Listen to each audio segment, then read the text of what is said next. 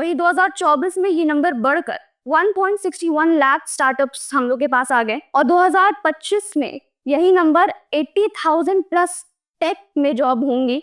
अभी के टाइम में देखा जाए तो 73,000 प्लस स्टार्टअप ऐसे हैं जिसमें एक वुमेन डायरेक्टर है। नमस्कार दोस्तों, मैं हूं अंकिता और आप देख रहे हैं ब्लू एरा। आज हम बात करेंगे एक ऐसे टॉपिक की जो यूथ के लिए बहुत ज्यादा इंपॉर्टेंट है। जैसे कि हम जानते हैं इंडिया में सबसे ज्यादा आबादी यूथ की है, तो ऐसे में स्टार्टअप्स और एम्प्लॉयमेंट सबसे बड़ा कंसर्न बन जाता है। आज के टाइम पर जॉब का सिनेरियो कंप्लीटली चेंज हो गया है। पहले लोगों का सपना था कि वो सरकारी नौकरी एमएनसी जॉब देखे, लेकिन अब ये क्रेज है स्टार्टअप का। अब ट्रेंड चल रहा है स्टार्टअप का। चलिए देखते हैं कि कैसे स्टार्टअप ने एम्प्लॉयमेंट की दुनिया को पूरा बदल के रख दिया है। चेंज ऑफ माइंडसेट, सबसे पहले हम लोग की मानसिकता बदली है। जहाँ पहले लोगों का करियर गोल होता था गवर्नमेंट नौकरी या कोई बड़ी एमएनसी यानी मल्टीनेशनल कंपनी, अब आज के जनरेशन के लिए स्टार्टअप इकोसिस्टम एक अट्रैक्टिव ऑप्शन बन चुका है। इनफैक्ट इंडिया आज दुनिया का थर्ड लार्जेस्ट स्टार्टअप हब है, यानी यहाँ पे सबसे ज्यादा स्टार्टअप होते हैं। चलिए स्लाइड में कुछ हम ग्रोथ समझने की कोशिश करते हैं अपने पूरे ईयर वाइज। 2016 की अगर बात करी जाए तो केवल हम लोग के पास 500 स्टार्टअप थे। वही 2024 में ये नंबर बढ़कर 1.61 लाख स्टार्टअप्स हम लोग के पास आ गए और अभी ये सबसे ज्यादा जॉब क्रिएट कर रहा है। 17.7 लाख डायरेक्ट जॉब ये रिक्रिएट कर रहा है अपने इंडिया में। मतलब एम्प्लॉयमेंट के लिए स्टार्टअप एक पावर हाउस टाइप का बन चुका है जहाँ पे सबसे ज्यादा नौकरियां मिलती है। अब सवाल ये है कि ये जॉब्स आ कहाँ से रही है।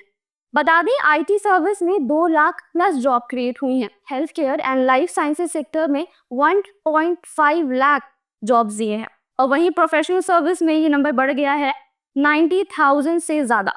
इससे क्लियर होता है कि स्टार्टअप का इम्पैक्ट मल्टीपल सेक्टर्स में दिख रहा है।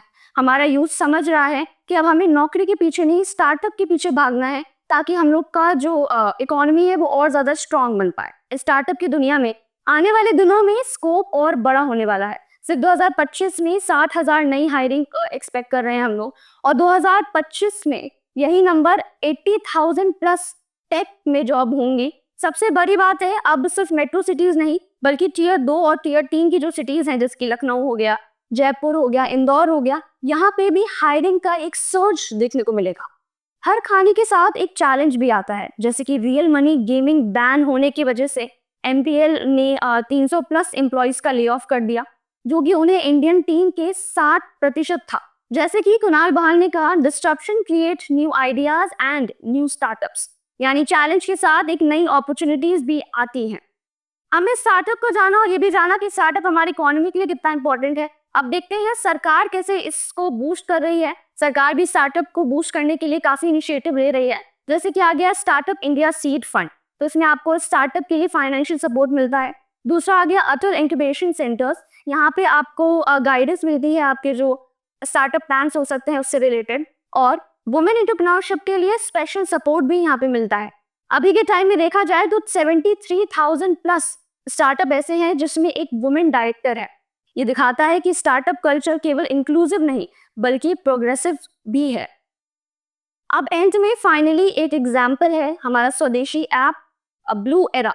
यहाँ पर लोकल बिजनेस अपना लिस्ट कर सकते हैं, जॉब पोस्ट कर सकते हैं और अपने ही शहर के टैलेंट को बढ़ावा दे सकते हैं, आगे ला सकते हैं। और secure networking plus chat option भी है, यानी ये एक देसी सोल्यूशन है लोकल ग्रोथ और एम्प्लॉयमेंट को बढ़ाने के लिए। तो दोस्तों, स्टार्टअप ने सिर्फ नई जॉब नहीं रिक्रिएट की बल्कि एक नई सोच, नई पॉसिबिलिटी और नया कॉन्फिडेंस भी दिया है इंडिया के यूथ को।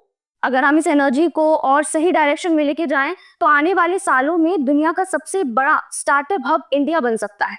और सबसे इंपॉर्टेंट बात, जब हम स्वदेशी सोल्यूशन को अडॉप्ट करते हैं तब हम सिर्फ अपनी इकोनॉमी को स्ट्रांग नहीं बनाते बल्कि देश का फ्यूचर भी सिक्योर कर रहे होते हैं, जो कि हमारे यूथ के हाथों में है। तो ऐसी और इंटरेस्टिंग वीडियोस के लिए बने रहिए ब्लू एरा के साथ। मिलते हैं अगली वीडियो में, तब तक के लिए जय हिंद।